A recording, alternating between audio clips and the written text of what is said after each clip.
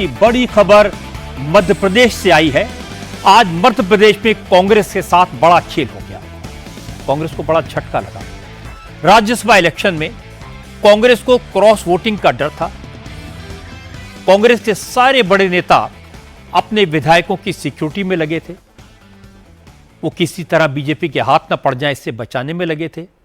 सारे नेता charter flight से सभी एमएलए को भोपाल से बेंगलुरु भेजने की तैयारी में जुटे हुए थे।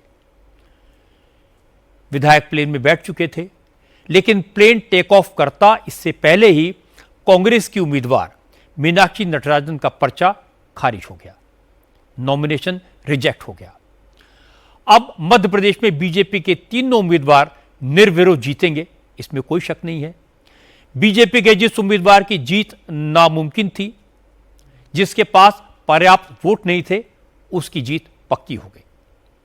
जाहिर है बीजेपी के नेता जोश में हैं। भोपाल में बीजेपी के दफ्तर में ढोल बज रहे हैं, जश्न हो रहा है और कांग्रेस के नेताओं को सांप सूंघ गया है। भोपाल में मीनाक्षी नटराजन के साथ खेल हो गया। बेंगलुरु के निकले कांग्रेस के सारे विधायक वापस घर लौट गए। कांग्रेस के नेता दिल्ली में इलेक्शन कमीशन के दरवाजे पर पहुंचे। क्या कांग्रेस को चुनाव आयोग से राहत मिलेगी? कांग्रेस ने आज क्या गलती की? मीनाक्षी नटराजन का पर्चा रद्द क्यों हुआ? कांग्रेस के उम्मीदवार के नॉमिनेशन में कौन सी खामियां थी? इन खामियों की जानकारी बीजेपी के नेताओं को किसने दी? इन सारी बातों की जो डिटेल्स हैं वो बहुत इंटरेस्टिंग है और ये सारी डिटेल्स आज मैं आपको बताऊंगा। तो पहले तो ये बता देता हूं कि आज भोपाल में क्या हुआ।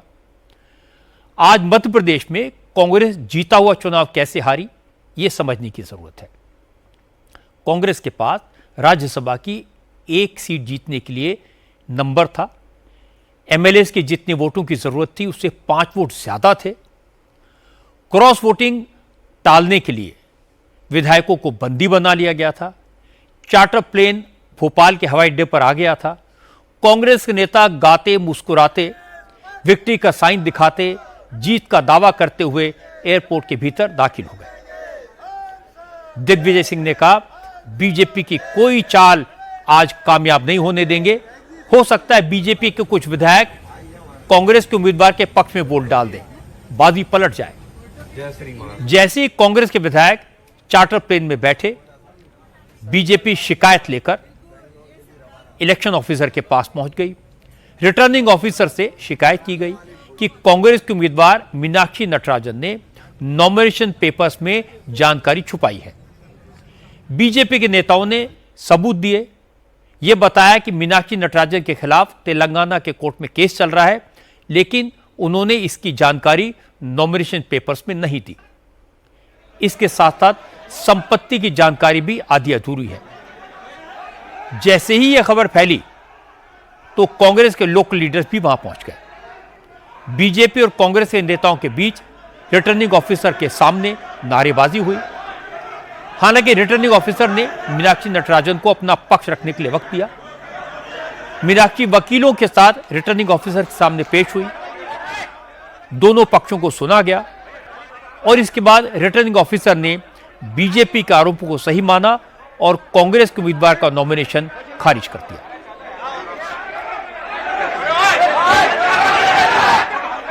जैसे रिटर्निंग ऑफिसर का फैसला आया, कांग्रेस का कैंप मायूस हो गया।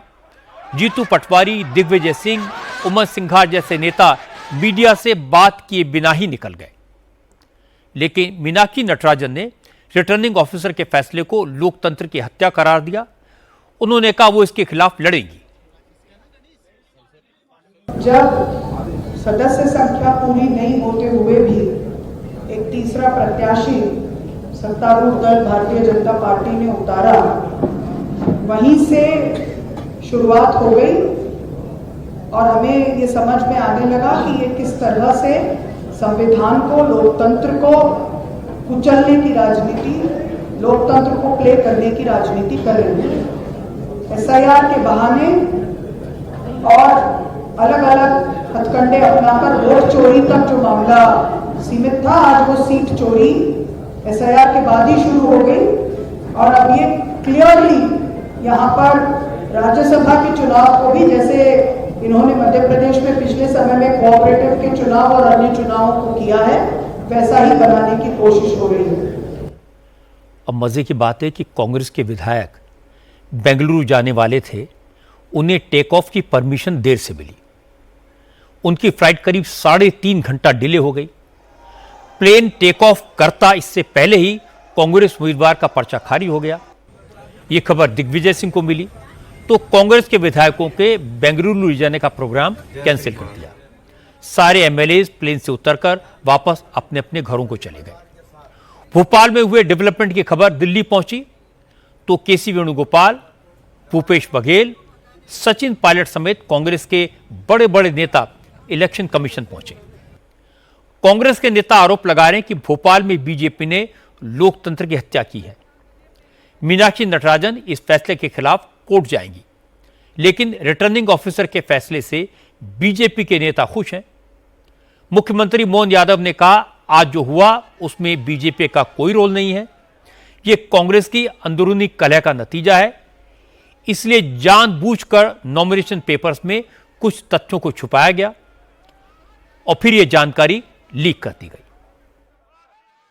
कांग्रेस के लोगों ने षड्यंत्र पूर्वक अपने प्रत्याशी का नाम निर्देशन पत्र में शपथ पत्र के साथ, जबकि वो प्रकरण उनके संज्ञान में भी था और प्रकरण के उस होने की जानकारी आज जब चुनाव अधिकारी ने बहस में उनके सामने रखी तब भी उन्हें एक्सेप्ट किया। तो ये इसका मतलब है कि जान करके आपने निर्वाचन अधिकारी को भ्रम में रखा था और इसी आधार पर ये जो फैसला हुआ है। मुझे तो लगता कांग्रेस को हार का डर था कि उनके जहाज में 75 लोगों का जहाज और 18 लोगों को लेके बेंगलोर गया। इसका मतलब है कि उनके साथ उनके चुने हुए विधायक नहीं थे, तो जान करके उन्होंने एक षड्यंत्र किया। यह षड्यंत्र उसी प्रकार का है जैसे पूर्ववर्ती लोकसभा के कार्यकाल में भी चुनाव के समय उनका इंदौर का प्रत्याशी मैदान छोड़ गया था। तो जान करते हार से बचने के जो हथकंडे कांग्रेस अपना रही है, मुझे लगता कांग्रेस को आत्मविश्लेषण करना चाहिए। अपने इस प्रकार के व्यवहार के लिए जनता से, मध्य प्रदेश की जनता से माफी मांगना चाहिए। कैलाश विजयवर्गीय तो और खुलकर बोले। उन्होंने कहा कि कांग्रेस उम्मीदवार को कांग्रेस के लोगों ने ही हराया। कांग्रेस के नेताओं ने ही इस केस की जानकारी बीजेपी को दी। घर के भेदी ने ही कांग्रेस की लंका ढा दी, तो इसमें बीजेपी का क्या दोष? न्याय की जीत हुई है। हमारे कार्यकर्ता श्री महेश केवट जी को आशीर्वाद मिला है और मुझे लगता है जैसा उन्होंने कहा ना, वो रहते भी रामलला के बिल्कुल पास, तो रामलला का आशीर्वाद ही है उनको। हम चुनाव नहीं हुए तो भी हमारे भाई लोकसभा सदस्य, राज्यसभा के सदस्य बने और चुनाव होते तो भी बनते, इसलिए कि कांग्रेस के अंदर हमें जो कागज मिले वो किसने दिए? जी, कहाँ से आए हमारे? तेलंगाना से। कहाँ से आए भाई? और इसलिए कांग्रेस की क्या स्थिति आप समझ सकते हैं। मतलब हमारे पास तेलंगाना का कागज आ रहा है, तेलंगाना में सरकार इनकी है, सरकार इनकी है, तो आप समझ सकते हैं आप कि हमें कांग्रेस के ही लोगों ने जानकारी दी होगी, हमारे पास तो कोई जानकारी थी नहीं।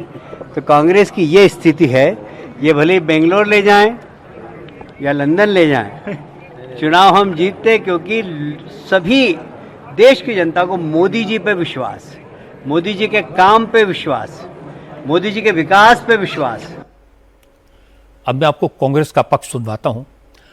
मध्य प्रदेश कांग्रेस के अध्यक्ष जीतू पटवारी ने कहा कि भोपाल में जो कुछ हुआ वो लोकतंत्र पर डाका है, ये वोट चोरी से आगे का षड्यंत्र है, लेकिन वो हार नहीं मानेंगे, लड़ाई लड़ेंगे। कल कांग्रेस के विधायक निर्वाचन कार्यालय के सामने भूख हड़ताल करेंगे। मध्य प्रदेश में लगातार भारतीय जनता पार्टी कैसे कलंकित हो प्रदेश, इसको लेकर रात दिन मेहनत करती है। हमने पूरे देश में एक चर्चा है कि वोट चोरी, वोटर लिस्ट मैनिपुलेशन, विधायकों की खरीद फरोख्त। मध्य प्रदेश ने इतिहास में ये काला अध्याय दर्ज करवा दिया। भारतीय जनता पार्टी निर्वाचन आयोग ने सीट डकैती हो गई। जो लीगल, जो निर्वाचन संबंधित आरोप और हमारे लीगल जो वकील हैं, न्याय को जानने वाले, उनने किस तरीके से, किस भावना से इस पूरे घटनाक्रम को राजनीतिक रूप दिया। लीगल वो रिजेक्ट नहीं कर सकते थे, वहां न कर सकते हैं, पर राजनीतिक दुष्टता, इसको राजनीतिक दुष्टता का नाम दिया जाता है। कांग्रेस इस इशू को लेकर इलेक्शन कमीशन पहुंच गई, लेकिन उस वक्त तक चुनाव आयोग का ऑफिस बंद हो चुका था। कांग्रेस नेताओं को चुनाव आयोग से मिलने का समय नहीं मिला, तो कांग्रेस के नेता धरने पर बैठ गए। केसी वेणुगोपाल, सचिन पायलट, भूपेश बघेल जैसे बड़े बड़े नेताओं ने नारेबाजी शुरू कर दी। हालांकि कुछ देर के बाद कांग्रेस के 2 नेताओं को अंदर बुलाया गया। उन्होंने अपनी शिकायत इलेक्शन कमीशन को सौंपी और धरना खत्म किया। पता लगा कि कांग्रेस के नेता कल दोबारा अपनी कंप्लेंट लेकर ईसी ऑफिस जाएंगे। उन्हें दोपहर 12 बजे का वक्त दिया गया है। जिन पायलट जी, ये सब लोग, दीपा दास जी, इनको धरना में बैठना पड़ा केवल एप्लीकेशन देने के लिए, मीटिंग के लिए नहीं। वहाँ कोई है नहीं, एक बाबू है जिसको हमने एप्लीकेशन दिया और उसे सील लगा के दे दिया, पावती दे दिया। मतलब कोई सुनने को तैयार नहीं, कोई चर्चा को तैयार नहीं है। ये किस प्रकार से, जब निर्वाचन आयोग को पता है कि राज्यों में राज्यसभा के चुनाव हो रहे हैं, यदि कोई गड़बड़ी होगी तो शिकायत ले कहाँ जाएंगे? तो यहीं आएंगे। और यहाँ कार्यालय 5:30 बजे के बाद बंद। ये कैसी डेमोक्रेसी है? और जब हम लोग धरने में बैठे वेणुगोपाल जी के नेतृत्व में, तब जाके हमको 2 जने के अलाउ किया, जाके एप्लीकेशन दे सकते हो। मतलब बड़ी कृपा की निर्वाचन आयोग ने, हमारा एप्लीकेशन ले लिया। देखिए, अभी हमने एप्लीकेशन दिया, अब उसका फैसला क्या आता है वो हम देखेंगे, और फिर हमारे पर लीगल ऑप्शन तो हमारे खुले भी हैं, हम जा सकते हैं। मध्य प्रदेश में कांग्रेस के साथ खेल कैसे हुआ, इसको समझने के लिए थोड़ी सी बैकग्राउंड में जाना पड़ेगा। 3 सीटों पर चुनाव होने थे। बीजेपी के पास 2 सीटें जीतने के अलावा एक्स्ट्रा वोट थे, पर तीसरी सीट जीतने लायक नहीं थे। तीसरी सीट जीतने के लिए 10 और विधायकों के वोट चाहिए थे। कांग्रेस के पास 1 सीट जीतने लायक वोट थे और 5 एक्स्ट्रा वोट भी थे। तो सबको लगता था कि बीजेपी 2 और कांग्रेस 1 सीट आसानी से जीत जाएगी।